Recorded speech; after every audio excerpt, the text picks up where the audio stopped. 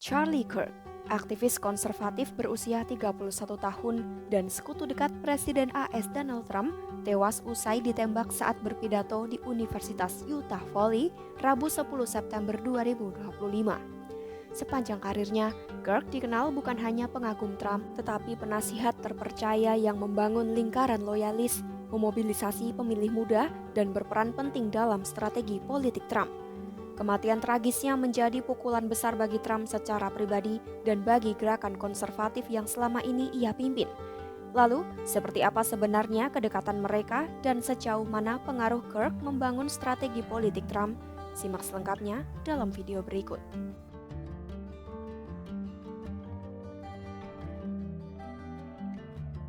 Charlie Kirk lahir pada 1993 di pinggiran barat laut Chicago.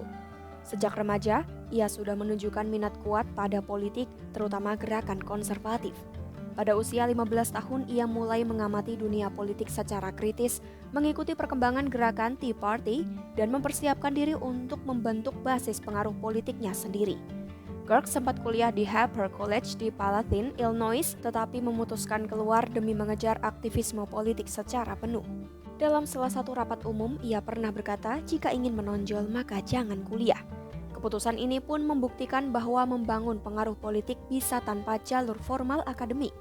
Kirk kemudian membangun Turning Point USA, sebuah organisasi konservatif yang memobilisasi generasi muda, terutama pendukung Trump. Ia membantu membentuk jaringan politik yang erat dengan putra sulung Trump, Donald Trump Jr., yang memperkerjakannya sebagai asisten kampanye pribadi pada 2016. Donald Trump Jr. menilai Kirk bukan hanya pemuda yang tahu cara bersikap berani di dunia maya, tapi juga mampu menyelesaikan banyak hal, mulai dari mengorganisir kegiatan di kampus hingga membangun hubungan dengan para donatur. Setahun kemudian, Kirk menghadiri pesta ulang tahun Trump Jr. di Mar-a-Lago dan diberi kesempatan berbicara pribadi dengan Trump selama 40 menit. Hubungan ini pun berkembang menjadi kemitraan strategis dan personal yang erat. Kirk juga memainkan peran kunci dalam pemilihan Senat Ohio 2022 dan mendorong Trump untuk memilih J.D. Vance sebagai wakil presiden pada 2024. Melalui Turning Point Action, Kirk bahkan menggelontorkan jutaan dolar untuk program Case the Vote di Arizona, membantu memastikan pemilih yang jarang memilih memberikan suara mereka. CNN melaporkan upaya kelompok ini menargetkan lebih dari 125.000 pemilih di Arizona, negara bagian kunci yang dimenangkan Trump dengan selisih 187.000 suara pada 2024. Selama lebih dari 100 kunjungan ke Gedung Putih, Kirk menjadi figur penting dalam membentuk basis loyalis Trump. Menantu Trump, Jared Kushner, menyebut Kirk memiliki ide-ide cemerlang, mudah diajak bekerja sama, dan selalu memberikan hasil yang melebihi ekspektasi. Ia juga menyebut Kirk sebagai sosok yang profesional karena tidak ada informasi yang pernah bocor ke media, sebab menurutnya Kirk hanya menyelesaikan pekerjaan.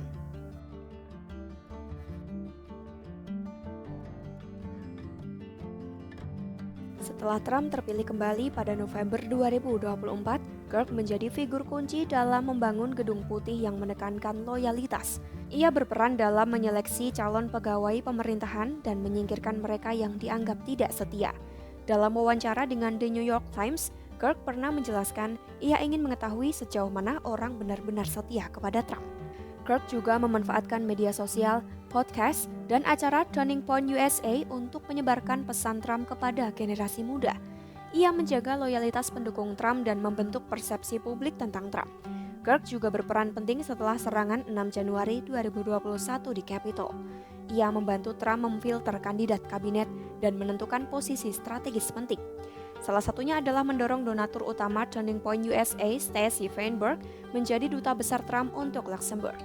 Perannya di balik layar membuktikan pengaruh Kirk tidak hanya sekedar simbolik, ia secara nyata memengaruhi strategi politik dan struktur kekuasaan Trump. Atas kemampuan ini, Trump memuji Kirk, menyebutnya jenius dan mengakui perannya dalam membangun basis pengikut baru yang kritis terhadap media dan lawan politik Trump. Donald Trump Jr. juga tidak meragukan kemampuan Kirk yang berhasil membuat Trump terpilih menjadi presiden. Namun retorika Kirk kontroversial. Southern Poverty Law Center menilai ia sering menggunakan bahasa rasis, xenofobia, dan ekstrim. Kirk menolak anggapan bahwa ia menyebarkan lingkungan politik buruk dan menegaskan perbedaan pendapat adalah bagian yang sehat dari sistem. Bahkan, ia berani mengkritik Trump secara terbuka ketika kebijakan tertentu berpotensi memicu risiko besar seperti serangan ke situs nuklir Iran pada Juni 2025.